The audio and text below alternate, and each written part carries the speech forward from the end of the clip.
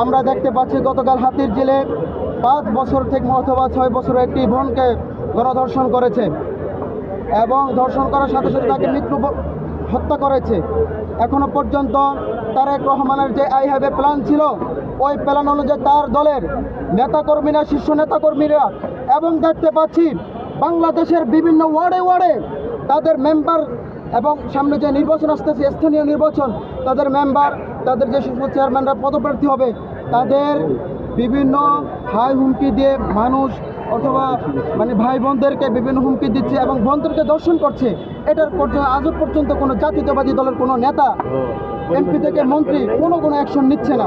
তার ভিতরে ময়মনসিংহে যে 15 বছরের বোনকে দর্শন করছে, এর ভিতরে বাবার সামনে একটি বোনকে নিয়ে দর্শন করছে, তারপর 15 দিনের মাথায় ওই বোনকে হত্যা করছে।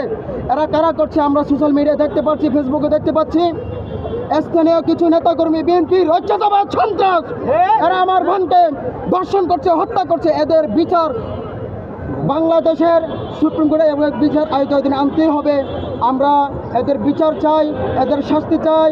যেখানে চাঁদাবাজ দেখতে পাবেন সেখানে অ্যাকশন নেবেন, যেখানে আপনাদের বিভিন্ন দখলবাজ করবেন সেখানে আপনারা অ্যাকশন নেবেন এদের বিরুদ্ধে। এরা কিন্তু 5 বড় চ্যাম্পিয়ন হয়েছে। এখন তারেক রহমান আমার একটা জিনিস মাথায় বুঝতে পারছি না, তারেক রহমানের তো এই জিনিসটা বোঝা উচিত ছিল যে তিনি কার সন্তান, তার তো এটা বোঝা উচিত ছিল। সে কিন্তু এটা মাথায় নাই। সে শহীদ রাষ্ট্রপতি জিয়াউর রহমানের সন্তান, 3 বারের প্রধানমন্ত্রী, দেশনেত্রী আপসের নেত্রীর সন্তান, কিন্তু তাহার মন্ত্রিসভা এরকম শিলংয়ের বাস পাখি রাখবে। এই 28 সনের মুফতি মির্জা আব্বাস বলে, নাসিরউদ্দিন পাটোয়ারি ভাই তো বলতো আল্লামা মির্জা আব্বাস, তাকে আমি বলি মুফতি মির্জা আব্বাস।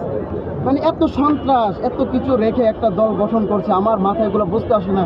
আজকে জাতি কথা বলতে পারে না, জাতিকে তারা বিভিন্ন ধরনের হুমকি দিচ্ছে, কিন্তু আজকে জাতির হয়ে জেনারেশন আমরাই কথা বলবো, এটা হচ্ছে আমাদের দায়িত্ব। আর ইনসাফ নিয়ে আমরাই কথা বলবো, এটা হচ্ছে জেনারেশনের দায়িত্ব। এই জেনারেশন এগুলো বোঝে ভাই, এই পাগলামি বাতলামি এগুলো বাদ দেন। আজকে আবারও দেখতে পাচ্ছি মানুষ লেবু খাবে, সারাদিন রোজা রাখছে, এত কষ্ট করছে ভাই। কষ্ট করার পর থেকে লেবুর শরবতটাকে নিজের আত্মাকে, নিজের মনকে, নিজের দেহকে একটু শান্তি দিবে, কিন্তু দিতে পারছে না। লেবুর শরবত খাবে, কিন্তু আজকে লেবুর দাম আঙ্কুরের দামের চেয়ে আকাশ পাতাল হয়ে গেছে।